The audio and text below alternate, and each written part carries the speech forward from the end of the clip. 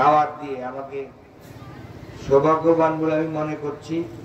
আপনাদের কাছে আমি কৃতজ্ঞ যে আপনারা আমাকে আমন্ত্রণ দিয়েছেন। আমি ঢাকা থেকে শুধু এই অনুষ্ঠানে অংশগ্রহণ করার জন্য এসেছি। সকলকে আসসালামু আলাইকুম। আপনারা কেমন আছেন? আমি তো ওয়াজ শুনি, বলতে পারি না, শুধু একটি কথাই বলবো, ইসলাম আজকে অনেক বিপদের সম্মুখীন।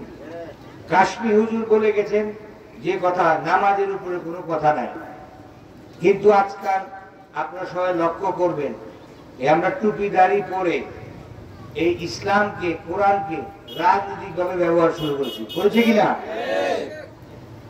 ইসলাম সবাই, ধর্ম সবার,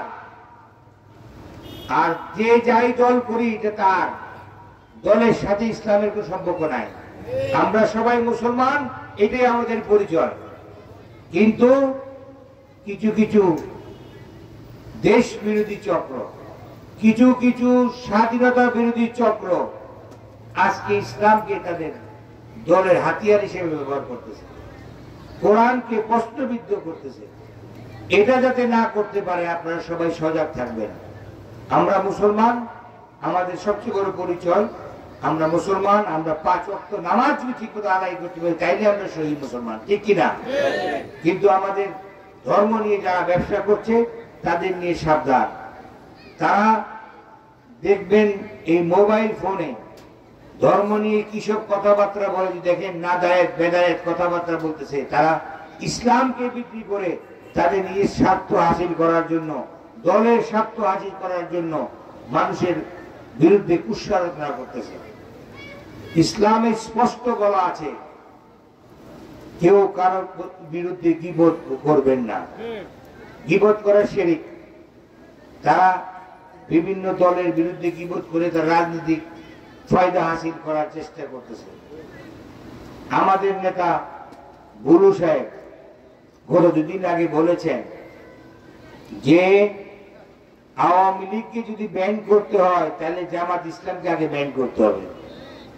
আওয়ামী লীগের আমলে মারা গেছে 20,000, আর তাদের আমলে পাকিস্তান 71 মারা গেছে 30 লক্ষ। তো তাদের সবাই থেকে সাবধান থাকতে হবে। আমরা কোন দলের নাই, আজকে হাজিরা মজলিস এখানে কোন দল নাই, সবাই মুসলমান, ঠিক কিনা?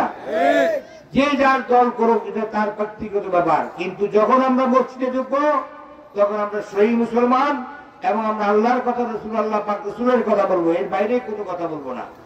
মসজিদ সবার, এখানে কোনো দলের না, এখানে কোনো রাজনীতি চলবে না। সবাই সজাগ দৃষ্টি রাখবেন। ইসলামকে নিয়ে যারা কুৎসারচনা করে, আপনার হাতে যে মোবাইল ফোনটা আছে এটা দিয়ে তা প্রতিবাদ করবেন, এটাকে একটা অস্ত্র হিসেবে ব্যবহার করবেন। আল্লাহ তাআলা বলেছেন যে মিথ্যাকারী, গীবতকারী, তার বিরুদ্ধে প্রতিবাদ করা আমাদের মুসলমান হিসেবে দায়িত্ব। আপনারা কষ্ট করে, এখানে আমাদের হুজুররা আছেন, ওনারা বক্তব্য দিবেন। আমি সংক্ষিপ্ত বক্তব্য দিলে আপনাদের সময় নষ্ট করলাম। আপনারা আমার জন্য দোয়া করবেন। আপনারা সবাই ভালো থাকেন।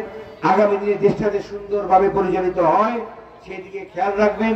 আগামী ফেব্রুয়ারিতে জাতীয় সংসদ নির্বাচন, এই নির্বাচন বানচাল করার জন্য বিভিন্ন দল বিভিন্ন রকমের টিআর কথা বলে মানুষের বিরুদ্ধে বিভ্রান্তি সৃষ্টি করতেছে।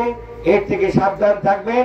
আমরা আগামী দিনে দেশটাকে সুন্দর ভাবে যদি করতে পারি, আমাদের নেতা দেশটা এক তারকামানের হাতে হাতে দেশের ক্ষমতা অর্পণ করে দেশকে সুন্দরভাবে পরিচালনা করতে পারি, সেই দোয়া আপনাদের সবার কাছে চাই।